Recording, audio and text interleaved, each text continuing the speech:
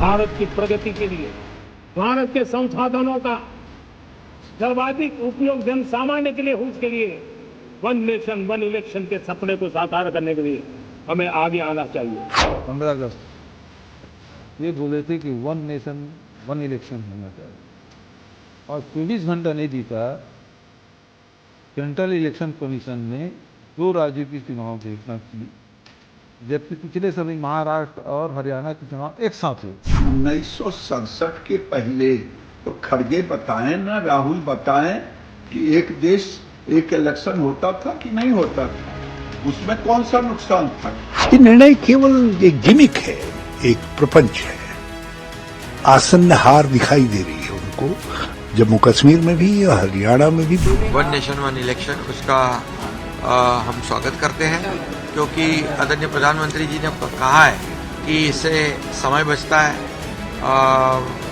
पैसे बचते हैं। इस देश में वन नेशन वन इलेक्शन था भाई। मोदी जी कोई नायाब हीरा नहीं उठा के ला रहे हैं। 1962 के बाद वो माला क्यों टूटी? नरेंद्र मोदी का पूरा गेम प्लान यही है कि नेशनल पार्टीज रहें और दूसरे तमाम रीजनल पार्टीज, छोटे पार्टीज हमेशा के लिए खत्म हो जाएं। नमस्कार दोस्तों, आप देख रहे हैं समाचार फर्स्ट टू द पॉइंट और मैं हूं आपके साथ बालकृष्ण। प्रधानमंत्री नरेंद्र मोदी के नेतृत्व वाली एनडीए सरकार ने एक देश एक चुनाव के अपने वादे को 2029 तक पूरा करने के कदम आगे बढ़ा दिया है। इसके लिए पूर्व राष्ट्रपति रामनाथ कोविंद की अध्यक्षता वाली एक उच्च स्तरीय समिति की सिफारिशों को स्वीकार किया गया है। लेकिन सवाल ये है कि क्या वन नेशन वन इलेक्शन इतनी आसानी से लागू हो जाएगा? सवाल ये है कि क्या इस योजना को लागू करने में सरकार को कोई दिक्कत नहीं आएगी? क्या सिर्फ घोषणा कर देने और कैबिनेट की मंजूरी से इस योजना को लागू करना इतना आसान होगा? इन्हीं सवालों के जवाब हम आज की स्पेशल रिपोर्ट में तलाशने जा रहे हैं। मैं आपको बताऊंगा कि इसे लागू करने में एनडीए सरकार को किन चुनौतियों का सामना करना पड़ेगा और इसे पूरी तरह से जमीन पर उतारने के लिए कितना वक्त लगेगा। तो जानिए, दरअसल इस योजना को लागू करने के लिए संविधान में संशोधन की आवश्यकता होगी और इस संशोधन के लिए विपक्षी दलों के समर्थन की जरूरत भी पड़ेगी। बड़ी चुनौती ये है कि मोदी सरकार के तीसरे कार्यकाल में भाजपा के पास अकेले बहुमत नहीं है। देश में इस वक्त एनडीए की सरकार चल रही है। संसद में एनडीए के पास इस बदलाव के लिए जरूरी बहुमत तक नहीं है और विपक्षी दलों का रुख भी स्पष्ट है कि वे इसका विरोध करेंगे। ऐसे में विपक्षी दलों के पास इस कदम को विफल करने के लिए पर्याप्त ताकत है। जिस वक्त समिति की सिफारिशें पेश की गई थी, तब भाजपा को लोकसभा में पूर्ण बहुमत प्राप्त था। उस वक्त भाजपा संविधान संशोधन के लिए 2/3 बहुमत तक पहुंच सकती थी। लेकिन 2024 में हुए लोकसभा चुनाव के बाद पूरा का पूरा नंबर गेम, या यूं कहें संसद का गणित ही बदल गया है। अब पीएम मोदी को निचले सदन में संशोधनों को आगे बढ़ाने के लिए सहयोगियों और अन्य दलों पर निर्भर रहना होगा। फिलहाल एनडीए के सहयोगी इस फैसले के साथ खड़े होते दिख रहे हैं, लेकिन बात का कोई पता नहीं है, क्योंकि इस वक्त एनडीए की सरकार भी बैसाखियों के भरोसे चल रही है। एक पार्टी है टीडीपी, चंद्रबाबू नायडू का समर्थन, और दूसरी जदयू यानी नीतीश कुमार की पार्टी के समर्थन से सरकार देश में चल रही है। ऐसे में एक चुनौती ये भी होगी कि अपने सहयोगी दलों को कैसे पीएम मोदी इस योजना के साथ लेकर आगे चल पाते हैं। कोविंद समिति के साथ विचार विमर्श के दौरान 32 राजनीतिक दलों ने इस योजना का समर्थन किया था, जबकि 15 दलों ने इसका विरोध भी किया था। हालांकि इसे 2 चरण में लागू करने का पूरा प्लान सरकार ने बनाया है। पहले चरण में लोकसभा और विधानसभा के चुनाव एक साथ होने हैं। इन चुनावों के बाद 100 दिन के भीतर स्थानीय चुनाव, पंचायत और नगर निगम चुनाव होंगे। चुनावों के लिए एक वोटर लिस्ट बनेगी। सरकार का साफ तौर पर कहना है कि इसको लागू करने के लिए एक कार्यान्वयन समूह बनाएगी।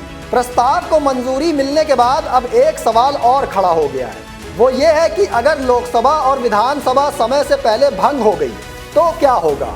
आइए ये भी जान लेते हैं कि उच्च समिति ने अपनी रिपोर्ट में इसको लेकर क्या सिफारिशें की थी।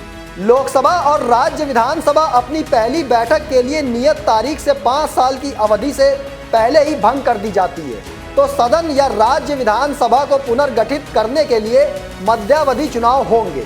लेकिन मध्यावधि चुनाव में गठित सदन या राज्य विधानसभा का कार्यकाल उसके कार्यकाल की शेष असमाप्त अवधि के लिए होगा। इस तरह 5 साल बाद लोकसभा और सभी राज्य विधानसभाएं एक ही समय में अपने कार्यकाल के अंत तक पहुंचेंगी। ऐसी परिस्थिति में एक साथ चुनाव होंगे। सवाल ये भी है, अगर किसी राज्य में सरकार गिरती है और वहां पर फिर से चुनाव होता है तो उसको मध्यावधि चुनाव माना जाएगा।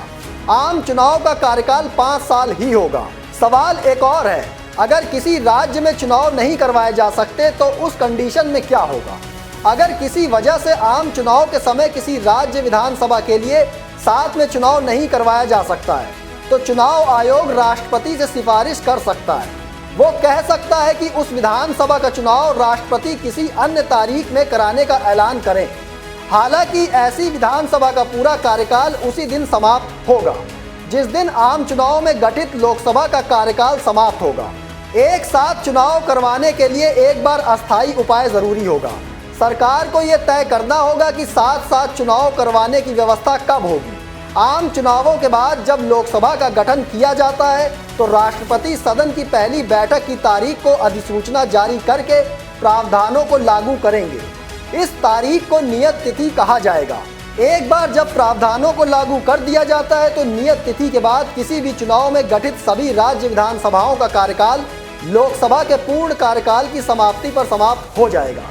इस तरह लोकसभा और राज्य विधानसभाएं कार्यकाल के अंत में साथ साथ चुनाव के लिए तैयार हो जाएंगी। इसके बाद लोकसभा और राज्य विधानसभाओं के कार्यकाल में प्रस्तावित संशोधन ये सुनिश्चित करेगा कि तालमेल बना रहे। सबसे बड़ी और खास बात यह है कि इस योजना को लागू करने के लिए कई कानून बदलने पड़ेंगे। जानकार मानते हैं कि अगर बिल को दोनों सदनों में पारित करवाने के बाद कुल 18 संशोधन करने पड़ सकते हैं, तब जाकर एक फ्रेमवर्क तैयार होगा जिसके तहत देश में एक देश एक चुनाव करवाया जा सकेगा। ऐसा पहली बार नहीं है कि एक साथ सारे चुनावों की बात उठी है। एक देश एक चुनाव को लेकर आज भले ही देश में बहस जारी हो, लेकिन आज़ादी के बाद देश में केंद्र और राज्यों के चुनाव एक साथ होते थे।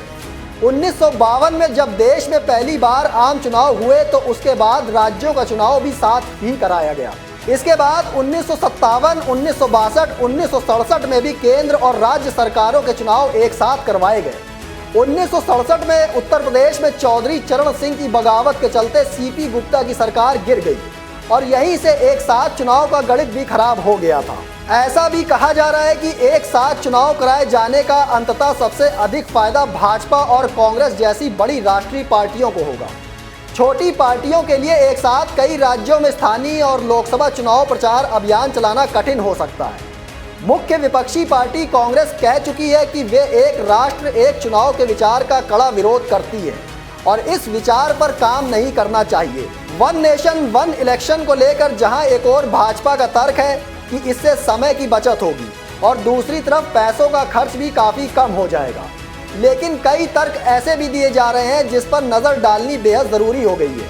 आजकल की फ्रीबीज वाली सियासत के दौर में माना यह जा रहा है कि अगर एक बार में सभी चुनाव होंगे तो हर पार्टी अगले आने वाले चुनावों में फ्रीबीज की घोषणा कर दोबारा चुनाव जीत जाएगी। सवाल ये भी है कि अब 2029 तक इसे लागू करने की सरकार की योजना है, तो कई राज्यों में विधानसभा के कार्यकाल 2027 में खत्म हो रहे हैं। ऐसे में क्या सिर्फ 2 साल राज्यों में सरकारें चलेंगी? मतलब 2027 में अगर विधानसभा का कार्यकाल समाप्त हो रहा है तो क्या 2029 में 2 साल बाद फिर से चुनाव होंगे? सवाल ये भी है कि जब आज के समय में लोकसभा चुनाव को करवाने में करीब 1 महीने का वक्त लग जाता है, तो फिर इन सभी चुनावों को एक साथ करवाने में क्या 2 से 3 महीने का काफ़ी लंबा वक्त लगेगा?